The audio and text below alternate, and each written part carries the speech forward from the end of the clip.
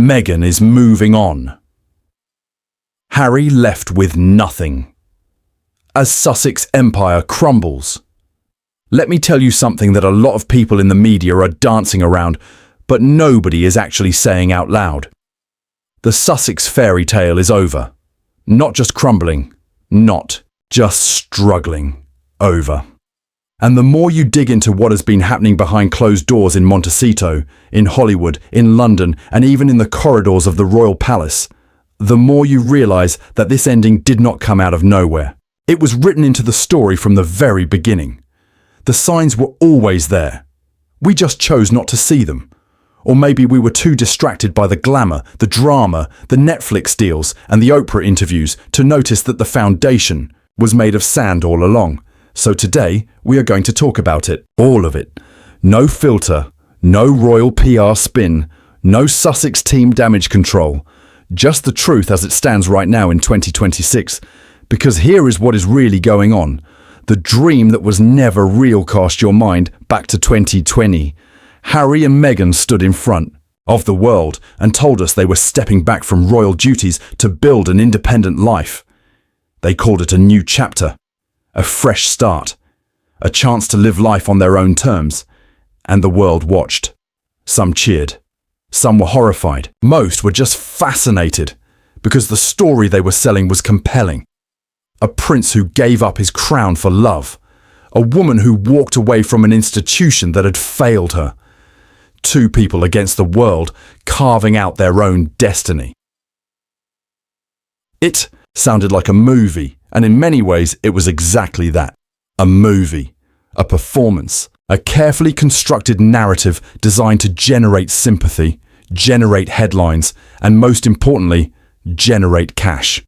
Because from the very beginning, the Sussex brand was a business, and like any business, it needed to sell something. The product was the story of Harry and Meghan, the wronged royals, the brave ones who escaped, the progressive couple who were too modern, too woke, too real for the stuffy old institution they left behind. And for a while, it worked. The Netflix deal came in worth a reported $100 million. The Spotify deal added another 18 million or so. The book deal for Harry's memoir Spare landed somewhere in the region of $20 million. Speaking fees, brand deals, appearances, the money was flowing. But here is the thing about building your entire brand on one story. What happens when that story runs out? The moment. The wheels started coming off. Let us be honest. The cracks started showing earlier than most people admit. The Spotify deal ended, not quietly, loudly, with a senior Spotify executive reportedly calling Harry and Meghan, and I am paraphrasing here, a costly experiment that did not deliver. That is not a polite industry rejection.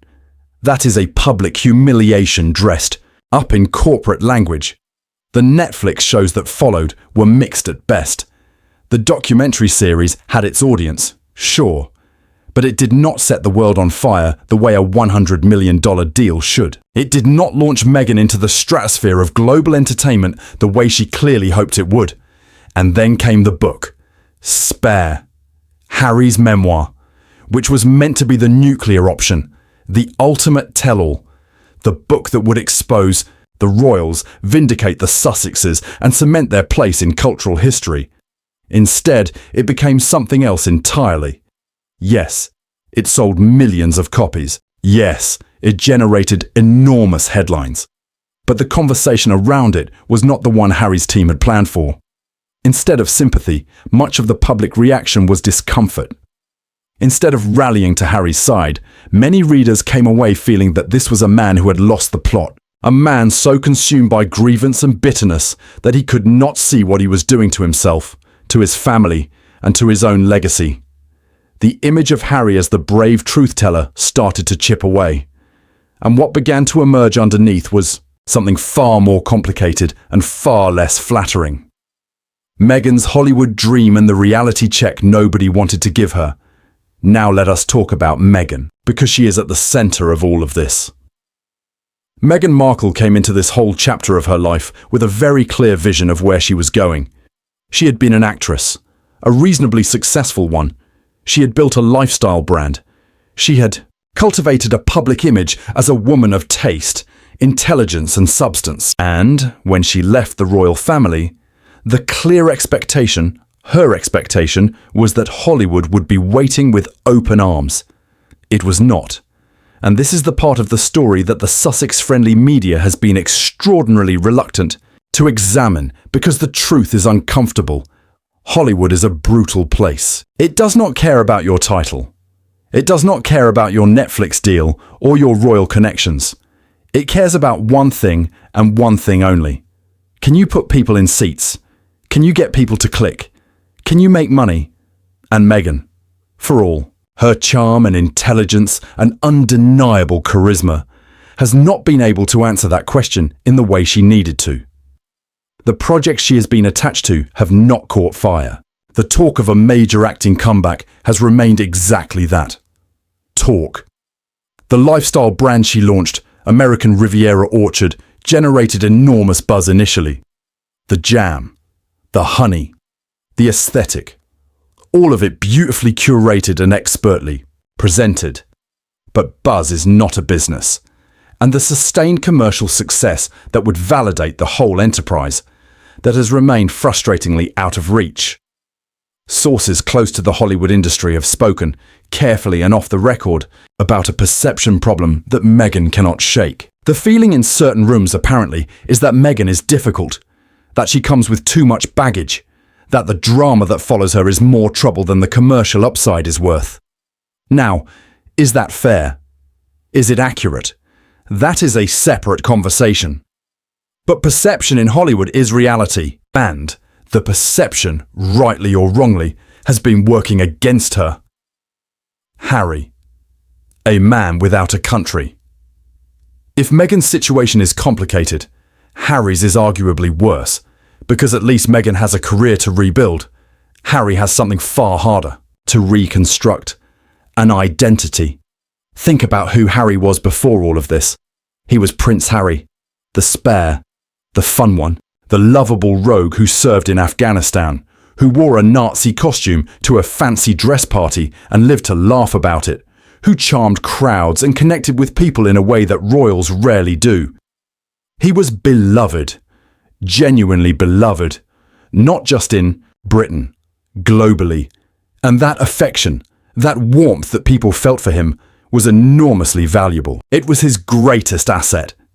His superpower, if you want to call it that. He has spent the last several years methodically dismantling it. Every interview, every bombshell allegation, every legal battle, every public grievance aired in every possible format. It has not made people feel more sympathetic toward Harry. It has made people feel exhausted by him. In Britain, his approval ratings have fallen off a cliff. The country that once adored him now views him with something between pity and contempt. The idea of any kind of reconciliation with King Charles or with Prince William, which once seemed like it might be possible, now feels more remote than ever. And in California, where he staked his new life, he has not found the belonging he was looking for either. He is not a Hollywood figure. He is not a business figure. He is not an activist figure. He is not really anything with a clear, definable identity in his adopted home. He is Harry, the British prince who gave up everything, who wrote a book, who gave interviews, who sued newspapers, who fell out with his family. That story was captivating once. It is tired now. And in a world where attention is currency, a tired story is a bankrupt one. The financial picture nobody is talking about plainly. Let us now talk about money, because this is where the story gets really serious. The initial wave of Sussex income was substantial. We have covered that. But here is the question you need to ask. What is coming in now? What are the deals on the table? What is the sustainable, long-term financial model for the House of Sussex? And when you start asking those questions honestly, the answers are not reassuring. The Netflix deal has been renewed in some form, but the original transformative terms, the ones that generated those extraordinary headline figures, are They're not what they were. The Spotify chapter is closed. The speaking fees, while still present, are not at the level they once commanded. The brand partnerships that were meant to flow from the American Riviera Orchard launch have been slower to materialize than expected. Meanwhile, the costs of the Sussex lifestyle are not small. The security arrangements alone, which have been a source of enormous controversy and litigation, run into millions. The homes, the staff, the travel, the legal fees, which have been significant given Harry's extensive litigation against the British press. Now, I am not saying Harry and Meghan are broke. They are not. Let us be very clear about that. They have resources that most people can barely imagine, but the trajectory, the direction of travel, is not upward. And when you have built a brand on the perception of power and influence and access, a downward trajectory is not just a financial problem. It is an existential one, because the brand feeds the deals and the deals feed the brand. When one starts to slip, the other follows. And right now, there are genuine questions being asked in the industry about where the next significant Sussex income stream is actually coming from. Now, I want to address something that has been floating around in the commentary and that we need to handle carefully. There have been suggestions, speculation, let me be precise, that Meghan's social circle in California has expanded to include some extraordinarily wealthy and influential figures. Tech billionaires, media moguls, the kind of people who operate at a level of power and financial security that even the Sussex fortune at its peak could not match. And the question being raised, not always gently, is what that means for the Sussex marriage. Is Meghan networking? Almost certainly. That is what ambitious people do. Is there anything inappropriate about those relationships? There is no evidence of anything of the kind. But the optics are being noted, and in a world where perception shapes narrative, those optics matter.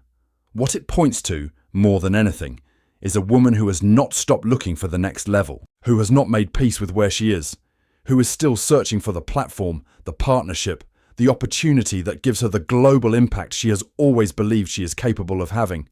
And that restlessness, that unquenchable ambition, is both Meghan's greatest strength and potentially the most destabilizing force in her marriage to Harry. Because Harry is not a billionaire. Harry is not a tech mogul. Harry is not the most powerful person in any room he walks into. In California, he is a former prince with a complicated public image, a declining brand value, and an uncertain sense of purpose. And Meghan, whatever you think of her, whatever your feelings about the choices she has made, is a woman who has always gravitated toward power. What the royal family is really thinking. Now let us shift perspective for a moment and look at this from the other side of the Atlantic. Because while all of this has been unfolding in California, there are people inside Buckingham Palace and inside Kensington Palace who have been watching very carefully. And the question is, what are they making of it? The honest answer, based on everything that has been reported and analysed and studied by people who know this world intimately, is something between quiet vindication and genuine sadness. Vindication, because those who warned from the beginning that the Sussex departure would not end well, that the commercial empire would prove harder to build than anticipated, that the Hollywood welcome would prove cooler than expected, are watching. Events unfold in a way that suggests they were right.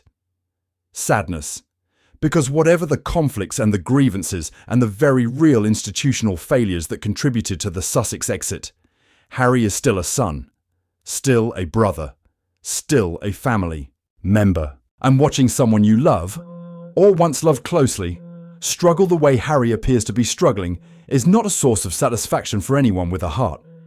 King Charles, we are told, has not closed the door on his son. Not entirely.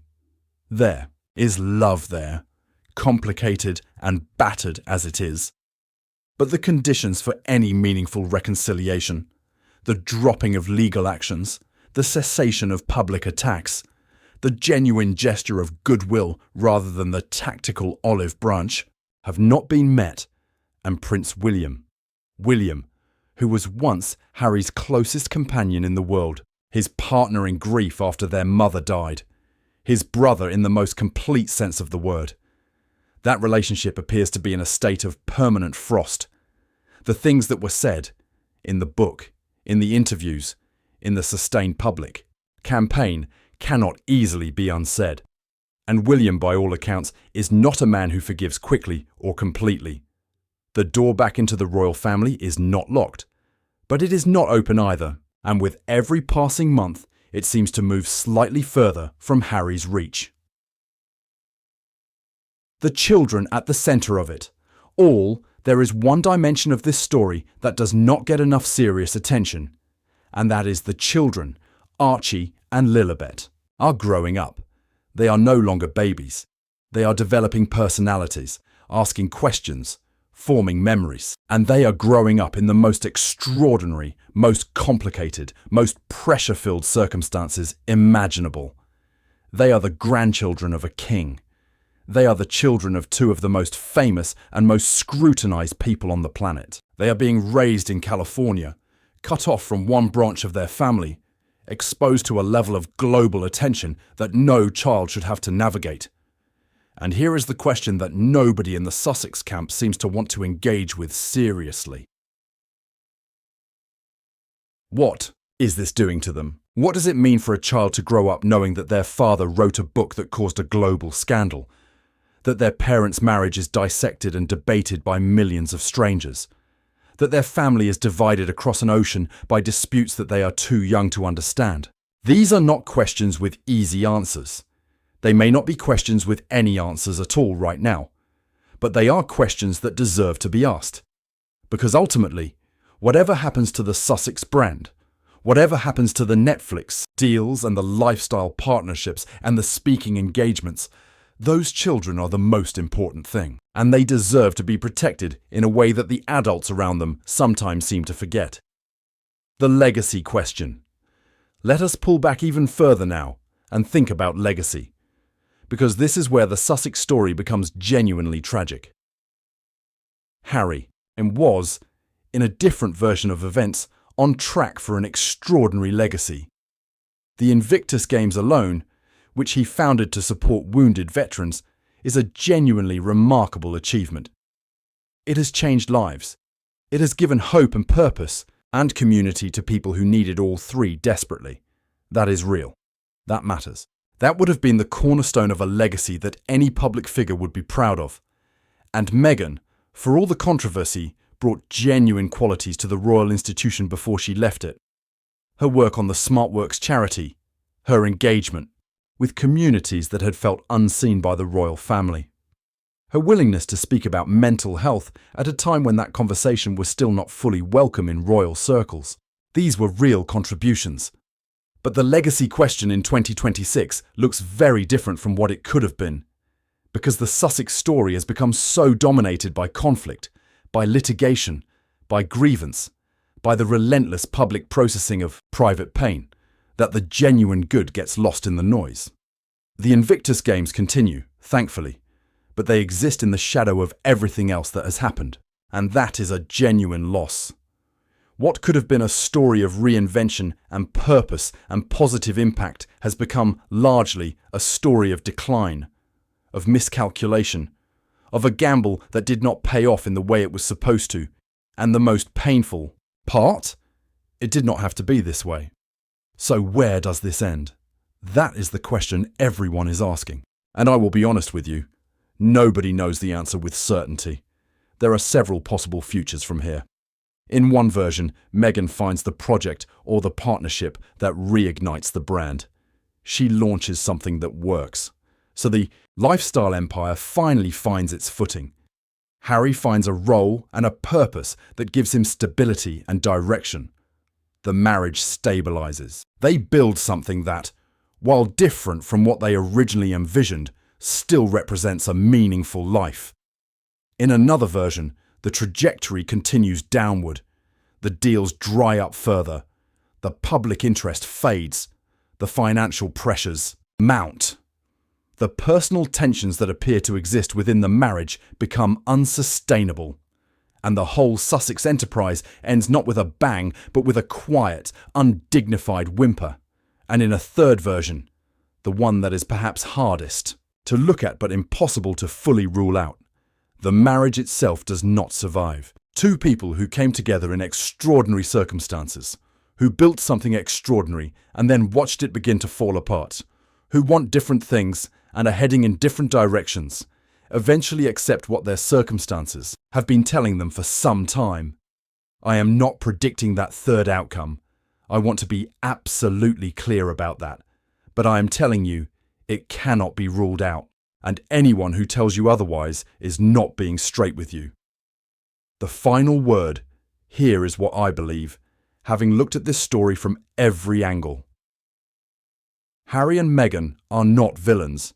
They are not heroes either. They are two human beings who made a series of choices, some understandable, some questionable, some genuinely difficult, and who are now living with the consequences of those choices. Harry loved a woman. He wanted to protect her. He wanted to build a different kind of life. Those are not bad impulses. But the execution, the public warfare, the memoir, the interviews, the legal battles, came at a cost that he may not have fully calculated. Meghan had ambitions. She had a vision for what her life could be. She wanted to be taken seriously as more than just a royal accessory. Those are not bad impulses either. But the gap between the vision and the reality has proven to be wider and more painful than she anticipated. And now they stand at a crossroads that neither of them planned to reach. The empire they built together is crumbling. The story that powered it is exhausted. The options available to them are fewer and more limited than they were even 2 years ago. What happens next is, genuinely, anyone's guess. But one thing seems increasingly clear.